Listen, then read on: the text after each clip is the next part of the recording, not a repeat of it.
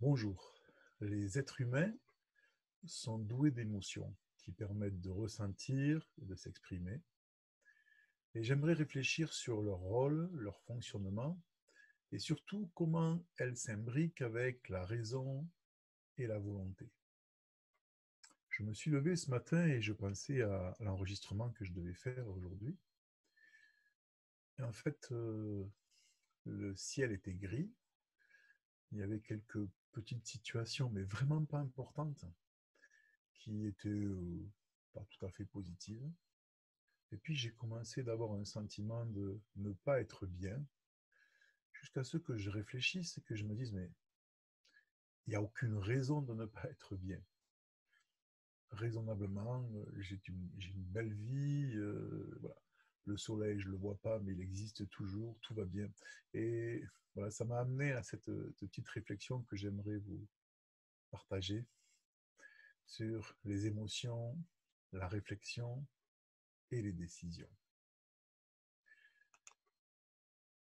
On peut percevoir le monde qui nous entoure par nos émotions ou par notre raison, par les deux bien sûr, mais selon notre personnalité, notre tempérament, notre éducation, notre environnement, notre milieu culturel, etc., on peut avoir tendance à utiliser l'un plus que l'autre. Et dans le domaine du christianisme, si on regarde historiquement et puis ce qui se vit aujourd'hui, on a la même chose. On trouve tous les extrêmes. D'un côté, ceux qui nient l'utilité des émotions, ou pire, qui les attribuent au mal, à l'ennemi. Et puis, jusqu'à ceux qui vivent que par et pour leurs émotions. Alors, la Bible n'a pas des textes qui parlent spécifiquement de ce sujet, mais elle aborde ce thème de beaucoup de façons indirectes. Et on y trouve des informations précises. Alors, on peut voir ça au travers de plusieurs prismes. Par exemple, en observant Jésus, l'homme-dieu, mais aussi au travers des psaumes et de beaucoup d'autres textes. Je commence un petit peu avec ce qu'on peut voir de la vie de Jésus sur terre, hein, qui était à la fois Dieu et à la fois homme. Et on peut voir qu'il a expérimenté et ressenti toute la gamme des émotions humaines. Premier texte, ému de compassion, Jésus toucha leurs yeux et aussitôt ils recouvrirent la vie et le suivirent. Donc Jésus a été ému de compassion. C'est une émotion qui est là et devant le besoin de cet homme, devant son handicap, il a été ému. Dans notre texte, il leur dit, mon âme est triste jusqu'à la mort, restez ici éveillés. Là, on est dans le jardin de Gethsémanée, Jésus va devoir affronter la croix, il le sait, et il expérimente la tristesse à un point que probablement jamais aucun autre humain ne pourra l'expérimenter. C'est violent, et ses disciples s'endorment, ils ne seront pas là, mais voilà, il est triste. Jésus monta à Jérusalem, il trouva dans le temple les vendeurs de bœufs, de brebis et de pigeons, et les changeurs assis. Et ayant fait un fouet avec des cordes, il les chassa tous du temple, ainsi que les brebis et les bœufs. Il dispersa la monnaie des changeurs et renversa les tables. Et il dit aux vendeurs de pigeons, ôtez cela d'ici, ne faites pas de la maison de mon père une maison de trafic. Ses disciples se souvinrent qu'il est écrit, le zèle de ta maison me dévore. Ici, nous voyons Jésus avoir de la colère. On parle parfois d'une sainte colère, mais c'est tout simplement une autre émotion qui s'est manifestée, hein, à ce moment-là. On pourrait continuer avec d'autres personnages dans la Bible et d'autres textes, mais ça suffit. Et le côté réflexion, l'utilité de l'étude, de l'application raisonnée de ce qu'on a appris. Alors ça, c'est très très fréquent à travers les Écritures, on connaît assez bien ces choses-là. Les proverbes et les psaumes nous encouragent à apprendre la sagesse, à lire, à méditer, à réfléchir avant d'ouvrir la bouche. On va juste prendre quelques textes pour le souligner, mais ils sont très très nombreux, hein. Ce proverbe, voici le commencement de la sagesse, acquiert de la sagesse, et avec tout ce que tu possèdes, acquiert l'intelligence. Heureux l'homme qui trouve son plaisir dans la loi de l'Éternel et qui la médite jour et nuit. Dans le psaume 1, versets 1 et 2. Donc on voit déjà ces deux textes qui nous parlent de réfléchir, de méditer. Ils font appel à l'intelligence, au raisonnement. Un autre psaume, fais-moi comprendre la voie de tes ordonnances et je méditerai sur tes merveilles. Et un texte dans le Nouveau Testament, c'est Paul qui écrit aux croyants de la ville d'Éphèse et qui leur dit, afin que vous puissiez comprendre avec tous les saints, c'est-à-dire avec tous les croyants, quelle est la largeur, la longueur, la profondeur, la hauteur, et connaître l'amour de Christ qui surpasse toute connaissance, en sorte que vous soyez remplis jusqu'à toute la plénitude de Dieu. Donc il leur demande, il prie pour qu'ils puissent comprendre et connaître, savoir. Voilà. Donc là, ce qui va nous intéresser dans ce petit moment ensemble, c'est surtout le lien entre ces deux éléments, les émotions et la raison ou la réflexion. J'aimerais rappeler ici quelque chose, faire une petite parenthèse. Plusieurs d'entre vous m'ont souvent entendu parler de ce sujet, mais lorsqu'on parle des vérités dans les Écritures, une chose n'est pas vraie simplement parce qu'elle est véridique.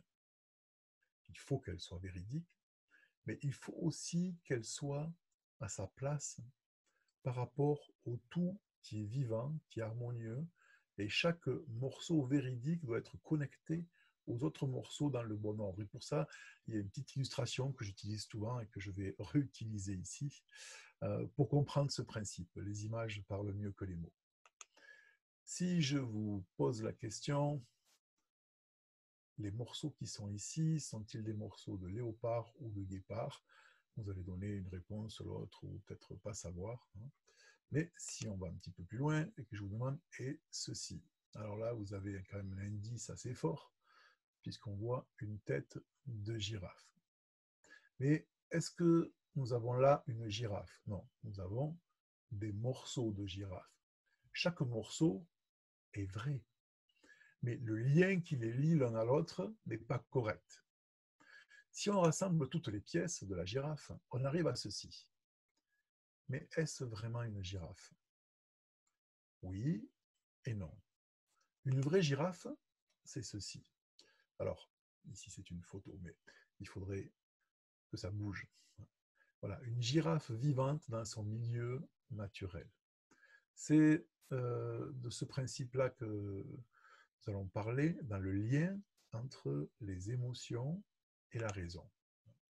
Dans le monde spirituel, nous devons comprendre quel est le sens de la vie, ce qui lie entre eux les différents éléments de notre foi et de notre parcours avec Dieu afin de respecter ses mouvements. Donc, si je reviens à mon thème des émotions et du lien qui les lie à la raison, à la volonté, la première chose qu'on peut dire, c'est que les émotions sont bonnes, créées, voulues par Dieu, pour nous permettre d'apprécier, de goûter, de ressentir. Elles sont les papilles gustatives de notre vie intérieure, ou le système nerveux de notre corps. Système nerveux dans le sens qui nous permet de sentir, de toucher, de ressentir le chaud, le froid, la douleur. Mais elles n'ont pas été créées pour réfléchir ou pour penser. Je vais prendre plusieurs images et toutes ces images, bien sûr, il ne faut pas les pousser trop loin, elles sont limitées, mais pour nous permettre de saisir un petit peu ce que j'aimerais vous communiquer.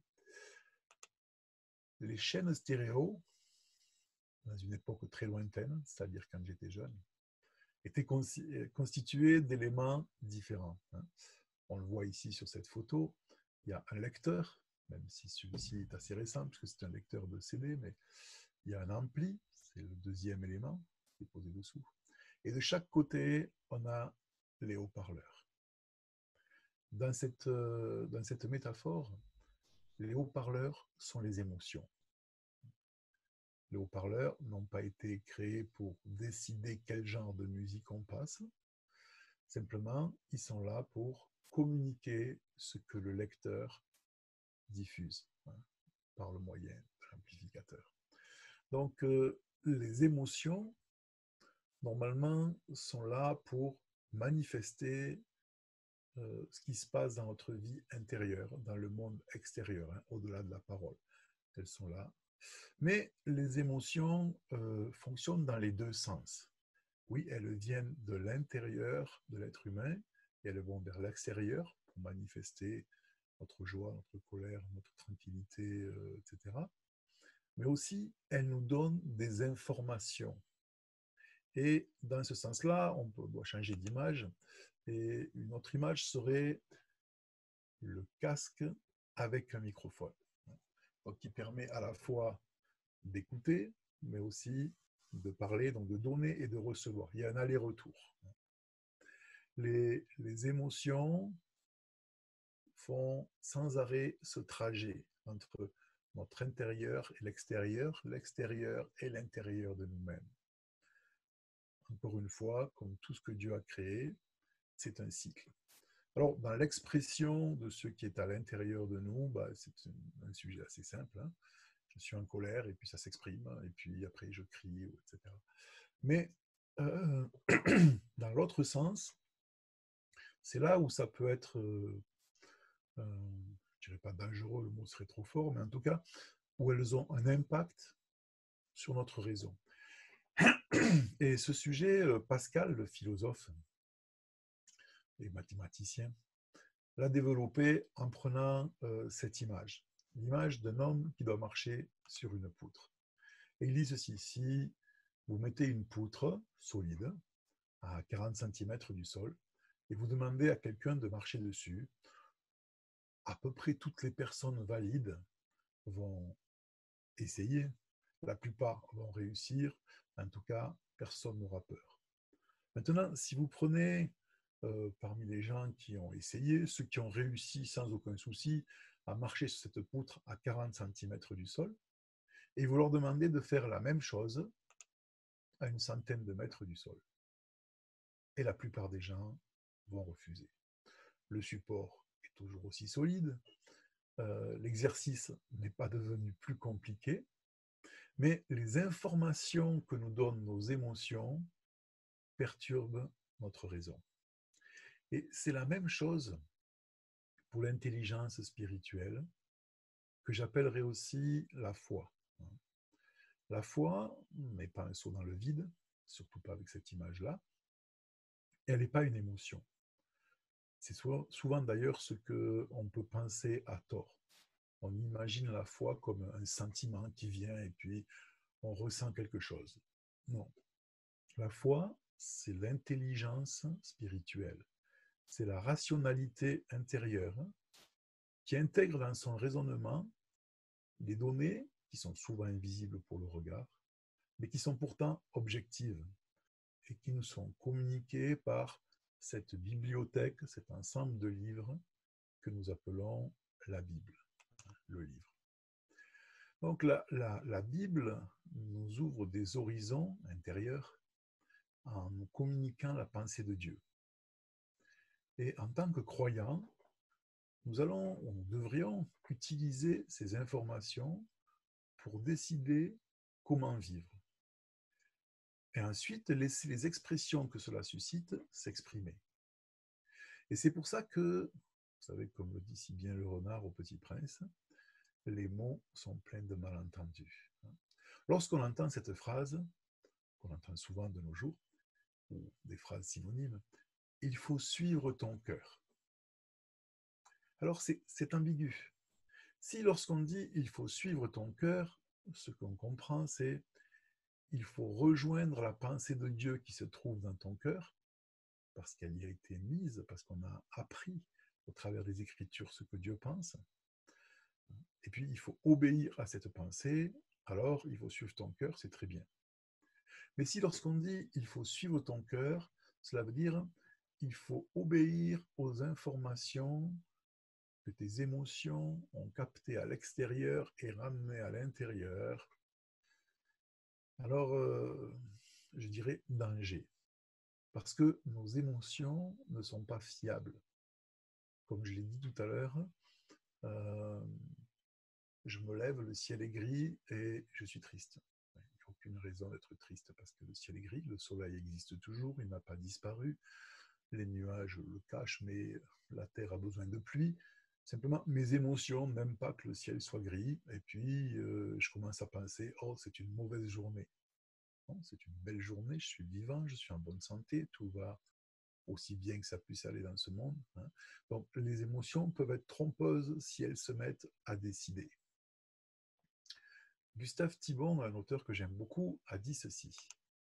La foi consiste à ne jamais renier dans les ténèbres ce qu'on a entrevu dans la lumière. C'est une très belle phrase. La foi consiste à ne jamais renier dans les ténèbres ce qu'on a entrevu dans la lumière.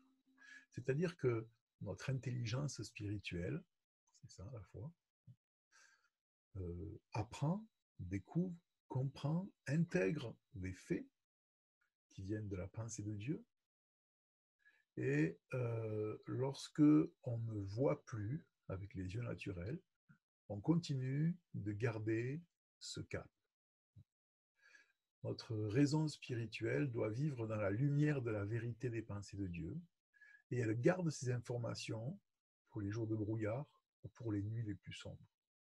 Si nous sommes là devant cette image que vous avez sur votre écran et que nous passons à celle-ci, la différence entre les deux, c'est simplement l'éclairage. Pourtant, rien n'a changé, mais notre perception est différente. Alors, en comprenant cela, hein, et en voyant comment le cycle des émotions, donc j'ai expliqué, qui expriment ce qui est en nous et qui reviennent en nous donnant des informations, euh, dans leur trajet de l'intérieur vers l'extérieur, on pourrait dire qu'elles sont, comme je l'ai dit au début, les haut-parleurs de l'âme. Et jusque-là, il faut qu'elles s'expriment. Et c'est utile et bienfaisant pour nous et pour les autres. Vouloir stopper ses émotions parce que c'est pas correct de dire ce qu'on ressent, ou parce que peut-être pour les hommes, dire que j'ai peur, ça se fait pas, ou une femme, ça se met pas en colère, ou je sais pas quels sont les clichés qu'on peut avoir. Non, nos émotions, bien sûr dans le respect de ceux qui sont en face de nous, et elles ne peuvent pas prendre le contrôle, ou on est tellement débordé qu'on perd la raison, hein. Mais on doit exprimer nos émotions d'une façon ou d'une autre, et dans un cadre équilibré, donc c'est important. Mais dans le sens inverse, c'est-à-dire lorsque nos émotions nous communiquent des informations et qui vont décider de ce que nous allons faire éventuellement, elles doivent être reçues et analysées par la raison spirituelle, la foi. Donc dans ce cas-là, il nous faut les écouter, en tenir compte, mais pas leur obéir aveuglement. Le double piège toujours, c'est soit de vivre en prenant des décisions dictées uniquement par nos émotions, soit de dire non, les émotions, ça n'existe pas, on essaie de les étouffer, et ça va faire des dégâts dans notre âme, parce que nous avons besoin de cette circulation d'émotions. Donc on doit les exprimer et on doit les écouter. Mais elles doivent être filtrées, analysées, et nos décisions, notre volonté ne doit pas se soumettre aux émotions, mais simplement, il faut analyser ce qui se passe. Alors, plus nos yeux intérieurs seront affûtés, et plus ce sera facile d'avoir un rapport équilibré avec nos émotions. Notre regard intérieur, notre intelligence spirituelle, au bout d'un moment, peuvent devenir tellement précis, réels, ils peuvent canaliser les émotions et les remettre à leur place dans une bonne perspective quand ce n'est pas le cas. Parce que, attention, nos émotions ne nous trompent pas toujours. Euh, nous voyons quelque chose de beau, elles nous transmettent un sentiment de bien-être parce que c'est beau, et c'est magnifique. Se priver de ça, ça serait terrible. Nous voyons un ami qui arrive et nous sommes heureux, et nos émotions nous transmettent ce bonheur intérieur, et c'est magnifique. Ou nous apprenons une mauvaise nouvelle, et puis nos émotions nous transmettent de la tristesse, et puis cette façon-là, nous allons pouvoir pleurer avec celui qui pleure, avoir de l'empathie. Donc tout ça, c'est non seulement c'est bon, mais c'est utile. Hein. Nous avons été créés pour fonctionner comme ça. Ce que je veux souligner dans ce petit moment, c'est le fait que la raison doit garder le contrôle et surtout spirituellement, la raison spirituelle, la foi, doit garder le contrôle. Et parfois, il faut remettre les choses dans la bonne perspective. Paul dit ceci dans une prière pour les croyants de la ville d'Éphèse. Je prie que le Dieu de notre Seigneur Jésus-Christ, le Père de gloire, vous donne un esprit de sagesse et de révélation qui vous le fasse connaître. Je prie qu'il illumine les yeux de votre cœur pour que vous sachiez. Et puis il continue son sujet. Hein. Mais nous avons besoin de savoir et de voir, de garder nos yeux intérieurs ouverts sur la vraie réalité. Et cela va avoir une influence directe sur nos émotions, dans nos cœurs et jusque dans l'expression de nos sentiments vers l'extérieur. On va voir un texte particulier qui nous montre ce processus-là. Et bien sûr, il y a beaucoup d'autres textes qui en parlent et les situations ne sont jamais les mêmes. Mais celui-ci est intéressant parce qu'il nous permet de voir de façon concrète ce que je suis en train d'essayer de vous partager. Ce verset est assez connu par les gens qui lisent la Bible. C'est aussi un extrait d'une lettre de Paul aux croyants qui habitent la ville de Philippe. Et il leur dit ceci. Ne vous inquiétez de rien, mais en toute chose, faites connaître vos besoins à Dieu par des prières et des supplications, dans une attitude de reconnaissance. Et la paix de Dieu, qui dépasse tout ce que l'on peut comprendre, gardera votre cœur et vos pensées en Jésus-Christ. Que nous dit ce texte? En fait, nous recevons des informations réelles qui provoquent de l'inquiétude. L'inquiétude est une émotion. Nous sommes inquiets. Souvent, l'inquiétude vient quand on ne sait pas. Mais aussi, parfois, c'est parce qu'on sait et puis que les choses sont mauvaises. Et Paul dit ici, ne laissez pas le sentiment d'inquiétude prendre possession de votre être intérieur et vous faire vivre sous sa tyrannie.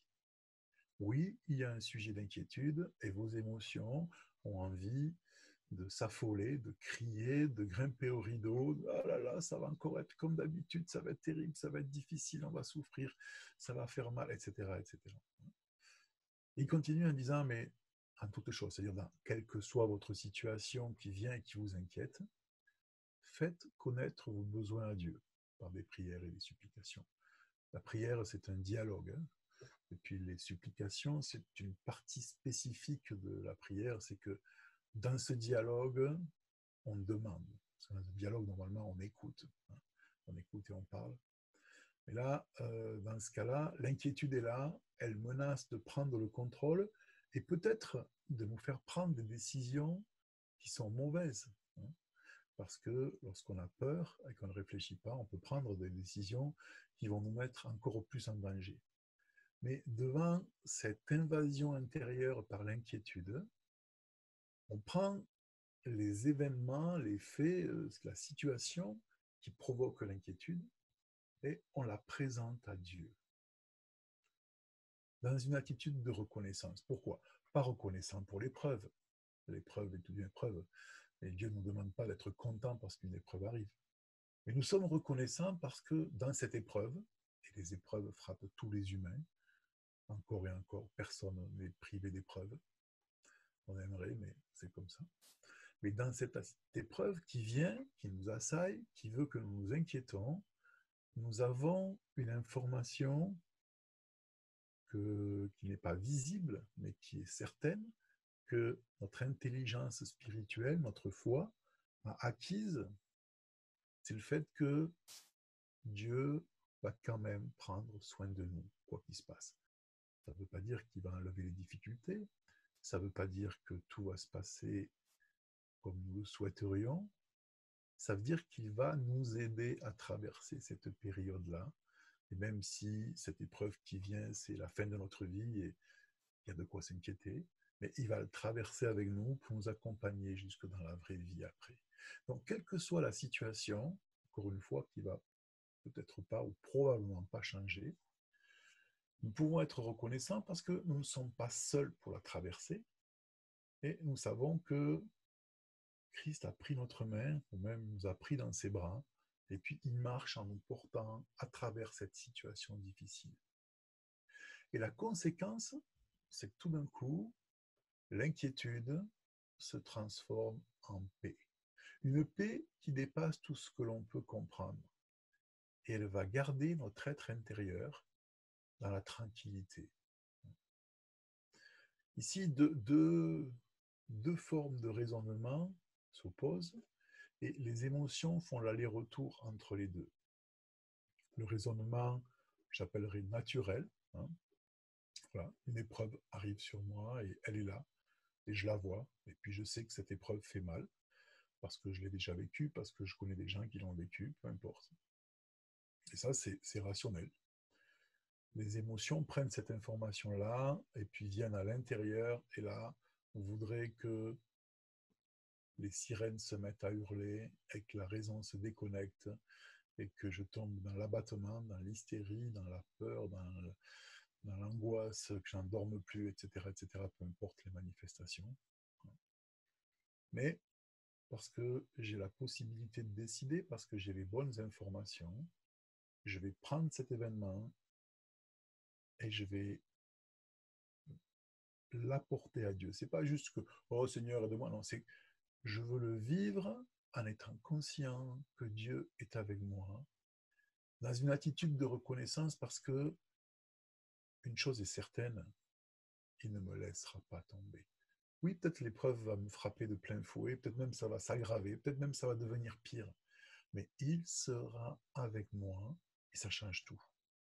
Parce qu'il peut me donner la force de le traverser. Pas que ça disparaisse, mais de le traverser. Et à un moment, parce que j'ai pris cette décision-là, basée sur ces informations que mon intelligence spirituelle a stockées, dont elle s'est nourrie, hein, il se passe quelque chose de surnaturel, c'est que la paix de Dieu répond à cette décision et envahit mon être intérieur et va garder mon cœur, mes pensées, et puis va se manifester jusque dans l'extérieur. Alors, vous voyez, cette première image que je vous avais présentée au début, qui semblait dire que les émotions et la réflexion s'opposent, se tournent le dos, s'affrontent, qu'il nous faut choisir entre l'un et l'autre. Hein. Et selon notre tempérament, ben, nous allons sans hésiter choisir l'un ou choisir l'autre. Mais ce conflit, ce n'est pas une fatalité. Et l'un ou l'autre, la réflexion n'est pas mauvaise, les émotions ne sont pas mauvaises, l'un n'est pas meilleur que l'autre. Chacun doit être à sa place pour que le cycle de vie puisse aller de l'avant. Alors, nos émotions et notre réflexion peuvent se faire face et fonctionner ensemble. Les émotions apprécient, manifestent, informent et nous permettent d'être autre chose que des ordinateurs, que des robots qui ont des informations et qui sont programmés pour situation A, réponse A, situation B, réponse B. Non, nous sommes beaucoup plus complexes que cela. Et les émotions sont l'interface que Dieu a voulu que nous ayons, que nous utilisions, qui sont magnifiques, pour pouvoir à la fois ressentir et communiquer, mais elles doivent rester sous le contrôle de la réflexion, et notamment pour notre vie intérieure, de la réflexion spirituelle qu'on appelle la foi.